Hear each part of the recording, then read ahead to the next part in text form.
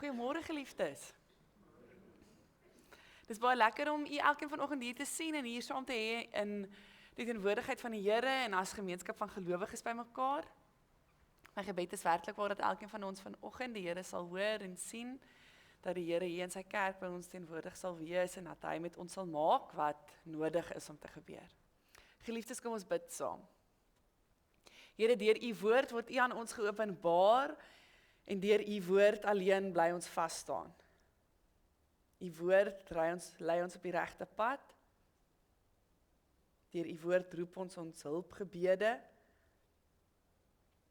Here, moenie van ons vergeet nie.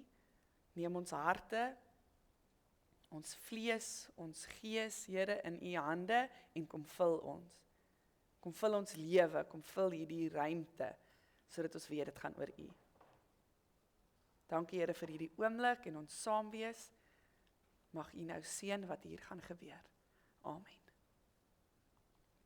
Geliefdes, ons gaan vanoggend saam lees uit Lukas 8, as jy gou dit wil opsoek. Ons gaan saam lees uit Lukas 8. Hierna het hulle verder gevaar na die land van Geraseners, wat oorkant Galilea geleë is. Toe Jesus aan wal stap, het 'n man wat in die mag van demone was, hom uit die dorp tegemoet gegaan. Hy het vir 'n hele ruk nie meer klere gedra nie en ook nie in 'n huis gebly nie, maar tussen die rotsgrafte. Toe hy Jesus sien, het hy uitgeroep, voor hom neergeval en met 'n harde stem geskree: "Los my uit, Jesus, Seun van God, die Allerhoogste. Ek smeek u, moet my nie pynig nie." Want Jesus was op die punt om met die onrein gees wat hom al baie kere beetgepak het, te beveel om uit die man te gaan. Hulle het hom voortdurend met hand en voetboeie geboei om hom in bedwang te hou. Maar hy het die boeie uitmekaar geruk en is deur die demoon na verlate plekke gedryf. Jesus het hom geantwoord: "Wat is jou naam?" "Legioen," het hy geantwoord, want baie demone het in hom ingevaar. Hulle het Jesus gesmeek om hulle nie na die onpylbare diepte te laat weggaan nie. Daar het 'n tamelike groot trop varke teen die berg hang gewy. Hulle het hom gesmeek om toe te laat om in die varke in te vaar en hy het hulle toegelaat. Die demone het uit die man uitgegaan en in die varke ingevaar. Die trop het op loop gesit en teen die helling af die see in en versuip. Toe die wagters dit sien, het hulle op die vlug geslaan en dit in die dorp en op die platteland gaan vertel. Die mense het gaan kyk na wat gebeur het en toe hulle by Jesus aankom, vind hulle die man uit wie die demone uitgegaan het, waar hy by die voete van Jesus sit, met klere aan en by sy volle verstand, en hulle het bang geword. Diegene wat dit gesien het, het vir hulle vertel hoe die besetene gered is. Toe het al die inwoners van die omgewing van Gerasa Jesus versoek om van hulle af weg te gaan, omdat hulle deur groot angs oorval is. Hy het toe in die boot geklim en teruggekeer. Die man uit wie die demone uitgehaal het Jesus gesmeek om by hom te bly. Maar hy het hom weggestuur en gesê: "Gaan terug na jou huis en vertel daar wat God alles vir jou gedoen het." Hy het toe weggegaan en dwars deur die dorp bekend gemaak wat Jesus vir hom gedoen het. Hy het toe weggegaan en dwars deur die dorp bekend gemaak wat Jesus vir hom gedoen het. Ons lees vanoggend net tot sover. As jy nou vandag by die see van Galilea was, aan die bokant van die Galilea aan die hoogtes, sal dit so iets lyk. Dit kan dalk lyk soos 'n area waarheen jy wil gaan om bietjie te gaan rus, om bietjie weg te kom van alles af, bietjie te ontsnap. Dit lyk nie noodwendig soos 'n oorloggetuisterde area nie. Dit lyk nie noodwendig soos 'n plek van trauma of konflik nie. Dit is groen en ons het die heuwels wat rol. Dit lyk eerder soos 'n rustige wegkomkans, 'n wegbreek. Nou wanneer Jesus daar aankom, dan gebeur nou nie heeltemal 'n rustige wegbreek kansie nie. Ons weet nie presies hoekom Jesus hiernatoe wou gegaan het nie. Ons weet nie presies wat hy daar wou gaan maak het nie. Dalk wou hy by die water wees, dalk wou hy rustig wees, dalk wou hy ook 'n wegkomkansie hê. Ons weet van hierdie area, daar meestal nie Jode is wat daar gebly het. En miskien is dit ook 'n rede hoekom Jesus soontoe wou gaan, weg te kom van die mense wat regtig nie van hom gehou het nie. Nou as Jesus en sy disippels hier by die wal aankom, dan word hulle dadelik gegroet, nie deur vriendelike vissermanne of 'n vriendelike gasheer nie, maar deur 'n man wat tussen die grafte woon. 'n Man sonder klere, 'n man wat nie soos ander mense geleef het nie. Lukas stel hom nogals dramaties aan ons bekend. Hy was al vir 'n lang tyd besit deur demone. Hy het nie in 'n huis gewoon nie, hy het daar tussen die grafte rond beweeg. Ons moet onthou dat in die 1ste eeu, hierdie Mediterrane wêreld waarvan ons nou gelees het, was mense se identiteit baie, ons het dit al vir mekaar gesê, baie kollektief, dit was baie sosiaal. As jy nie meer aan 'n familie behoort nie, as jy nie meer in 'n dorp woon nie, as jy in afsondering gewoon het, dan het jy in 'n sekere sin nie meer bestaan nie. Jy het jou identiteit gevind in jou groep mense, in jou kultuur, en as jy uit dit uit is, as jy eers uit dit uitgedruk word, dan bestaan jy eintlik nie meer nie. Hierdie man is nie net fisies of geestelik siek nie, hy is simbolies eintlik dood. En hy woon daar tussen die grafte, dis 'n manier om te sê hy's afgeskryf. Hy lewe tussen die dooies, hy's uit die lewe uit. En dis waar Jesus hom ontmoet. Ek wil nog 'n bietjie agtergrond oor hierdie teks gee. Alhoewel ons nie weet hoekom Jesus en sy disippels na hierdie area toe gegaan het nie, is dit nie net toevallig dat hy daar aangekom het nie. Ons lees al in Lukas 8 vers 1 dat Jesus op pad is in hierdie rigting. Hy het planne gehad om hierheen te reis, om God se koninkryk te gaan verkondig. En net voor hierdie gedeelte maak Jesus die storm stil op die see van Galilea. En die skrywer vertel hoe hulle nou verder gaan na hierdie area toe, na hierdie heidense gebied. Nou hoekom sal ons sê dis 'n heidense gebied? Die land van Geraseners is ook bekend as Decapolis, die stad van 10 stede. Griekse stede was nie onder Joodse beheer nie, en daar het hulle gedoen het wat hulle wil. Hulle het hulle self regeer. Daar's klomp grafte in hierdie area, dit hang so teen die hange van die berg, teen die see, die meer kan ons mos nou maar eintlik sê van Galilea. Ons weet ook, soos ek sê, dit was meestal nie Jode wat hier gebly het nie. Hoekom? Want hier's varke. Jode sou nie varke aangehou het nie. Varke is onrein. Maar nie Jode, hulle het nie 'n probleem met varke nie. Hulle sou maklik 'n varkboerdery aan die gang kon hou. Soos ek sê, ons het ook net voor dit, sou ons lees, Jesus het die wonderwerk gedoen van die storm wat stil gemaak is. En dan doen hy nou hierdie wonderwerk van die besetene wat genees word. Met Jesus en sy disippels se aankoms kom 'n man wat geestelik nie lekker is nie by hulle aan. Ek is seker die disippels, ongeag hulle rede, dat hulle daar was, het dalk uitgesien na 'n rustige tyd hier langs die meer. En dan sou hierdie ontmoeting nou hulle bietjie onbekend kon betrap.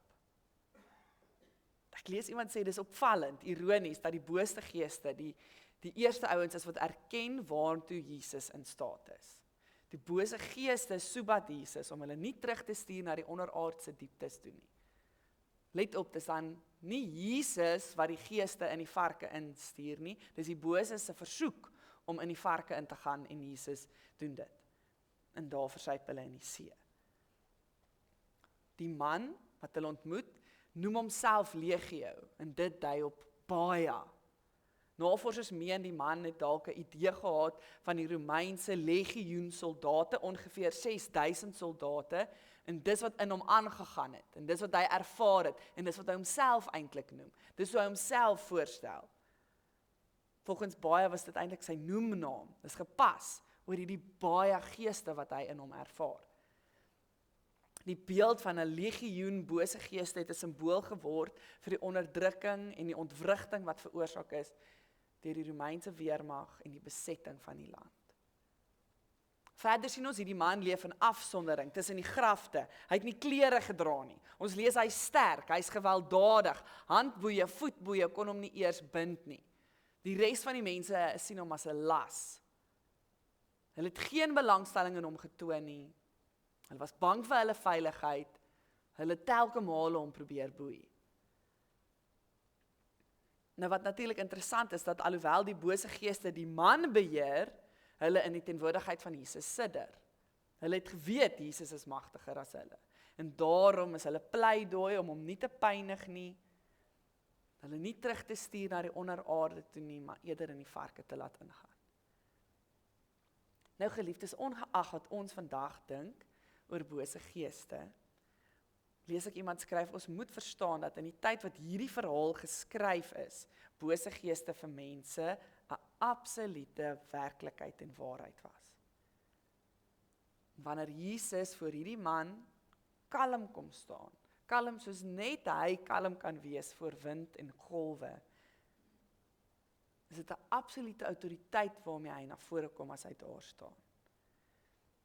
Ek lees, iemand skryf, Marcus Borg, dat Jesus se wonderwerke dikwels hierdie demonstrasie is van God se teenwoordigheid en wil.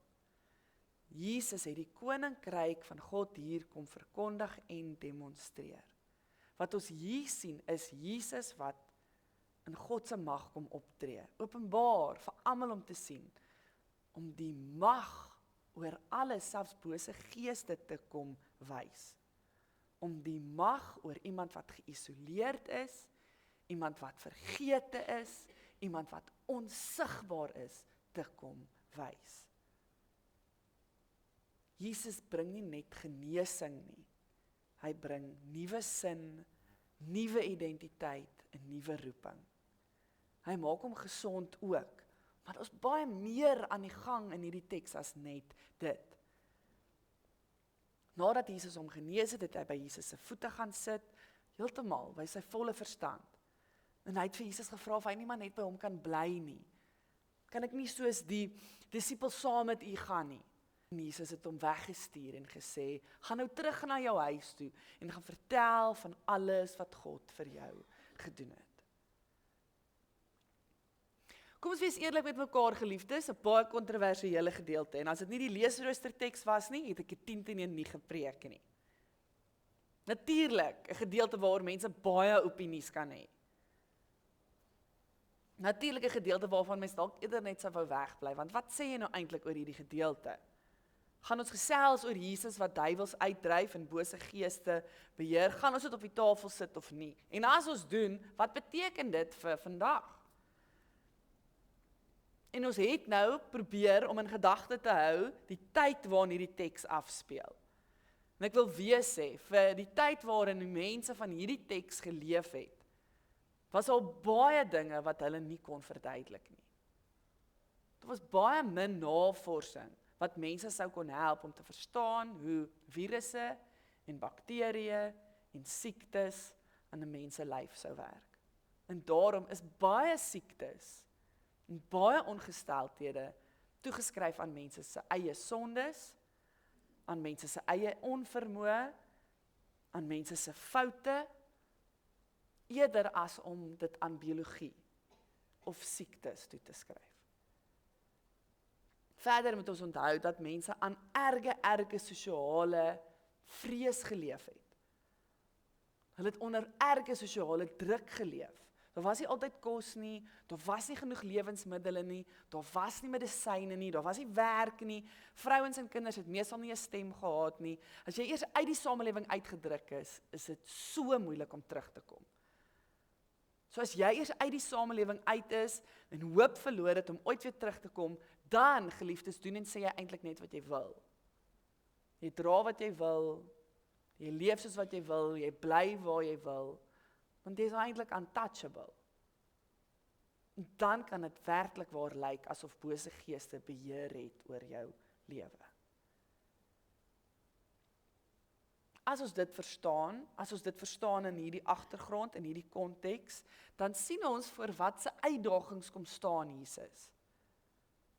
Hier's 'n man wat alle hoop verloor het, 'n man wat regtig waar genesing nodig het, wat 'n lewe nodig het, wat onkonvensionele ingrype nodig het, want die samelewing wat hulle tot dusver vir hom gegee het, dit werk eenvoudig nie, dis nie 'n lewe nie. En dan kom Jesus. As ons hierdie teks lees en ons wonder vandag, wat gebeur vandag met siek mense? Waar is Jesus dan? Waar is sy mag om dan gesond te kom maak? Waar is Jesus teenwoordig wanneer ons ook nie altyd die biologie van ons lewe en ons lywe en ons selle verstaan nie? Wanneer goed met ons gebeur wat jy nie heeltemal kan sin van maak nie, wat jou anders as die samelewing laat voel. Wat dan? Albei hierdie goed gebeur met die man in ons teks. Wat dan? Jesus kom spreek dit aan. Jesus haal dit nie van die tafel af nie, hy draai nie om en gaan wegklim in die boot en sê nee, hier gaan ek nie in nie. Jesus spreek die grootste uitdagings in hierdie man se lewe aan. Jesus doen iets aan hierdie goed in sy lewe. Jesus sê, wees gesond en gaan terug na jou lewe by jou mense. Ons sien dat Jesus met 'n baie bepaalde gesag optree in sy hantering van mense wat trauma ervaar, wat weerloos is, wat uitgesluit is, wat weggelaat is, vergete is, of dit nou deur siekte is, of as gevolg van teenspoed, as gevolg van sosiale verkleinering. Jesus staan nie terug, hy skroom nie om die sisteme van die tyd aan te vat nie. Ons weet, hy stuur melaatses na die tempelhiërargie toe. Hy vat somme aan mense wat onrein is. Hy maak gesond op 'n Sabbat. Hy skroom nie om naby onreines te kom nie. Hy skroom nie dat onreines naby aan hom kom nie. Dit wat die sosiale normes weggooi, hy sê vir julle het ek tyd. Julle is by my welkom. En wat dan?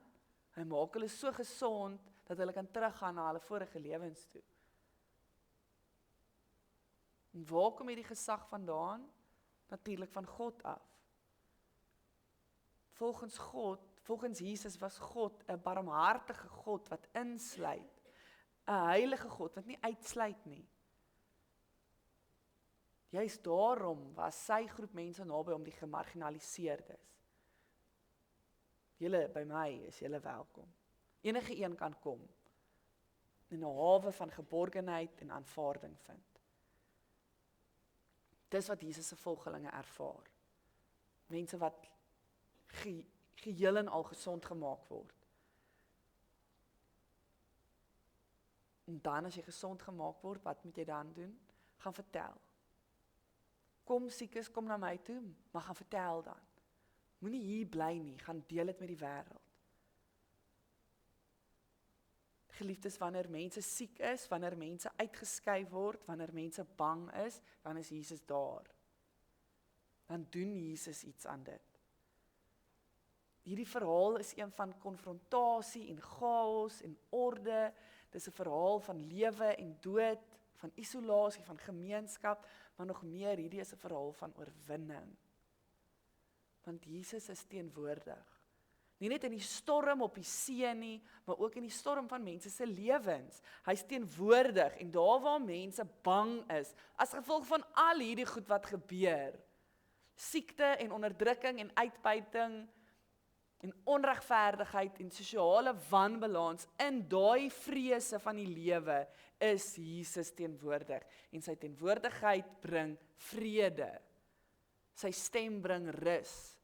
Sy aanraking bring nuwe lewe. Ek lees iemand skryf, die opstanding van Jesus gaan nie net oor die gebeure na die dood nie. Dit gaan oor die moontlikheid van nuwe lewe hier en nou. En dit is wat in hierdie teks gebeur. Jesus kom gee nuwe lewe hier en nou. Jesus doen iets aan hierdie man se lewe nou, in alle aspekte. Hy raak alle aspekte van hierdie ou se lewe aan. En hy gee vir hom 'n nuwe, vars lewe. Wanneer die toekoms duister is, wanneer iemand wat jy liefhet ernstig siek is, sal Jesus ook in dit na jou toe kan kom en iets hieraan kan kom doen. Teen alle onwaarskynlikhede. My wens is, my hoop is, ek dink hierdie teks probeer iets aan mense se groot geneigtheid tot vrees doen. Vrees vir wanneer ons lewe uitmekaar val, vrees vir wanneer ons lewe uit te beheer voel, vrees in die oomblikke wanneer ons weet net die Here alleen kan help. Ek dink hierdie teks kom spreek iets aan van die Here wat op alle aspekte van die lewe genesing kan bring en teenwoordig is om ons te lei deur die hele proses. Jesus se teenwoordigheid kom doen iets aan ons vrees. Geloof is 'n teenpool vir vrees. Vrees vernou, maar geloof maak oop. Vrees maak opstandig, maar geloof maak nuuskierig. Vrees isoleer, maar geloof verbind. En tog, ten spyte van al die vrees wat ons dalk mag beleef, bly Jesus kalm. Net soos hy kalm was op daai storm op die water, is hy hier kalm voor hierdie man, teenoor die geeste, teenoor die mense se reaksies. Sy kalmte kom uit sy identiteit, want hy weet wie hy is, hy weet waarvoor hy gekom het. Sy vrede is nie afwesig in die chaos nie, dit is teenwoordig in God. En dit is wat hy hier vir ons kom aanbied vanoggend. 'n Lewenspad, nie sonder storms, of trauma, of siekte nie, maar 'n teenwoordigheid van vrede. 'n Vrede wat sê, jy hoef nie bang te wees nie, want ek is hier. Ons wat in die post-opstanding leef, weet natuurlik van die troos wat daar in die verhaal leef, omdat ons weet, Jesus het alles wat donker is, oorwin. Alle boosheid ook in donkerte in ons lewe, sal ook onmiddellik weet, Jesus is hier, hy het oorwin, hy is die een aan stuur van dinge.